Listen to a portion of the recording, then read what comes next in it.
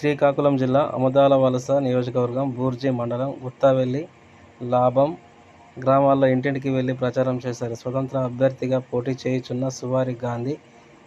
ఈ కార్యక్రమంలో సర్పంచులు, ఎంపీటీసీలు, మహిళలు, యువకులు తదితరులు పాల్గొన్నారు.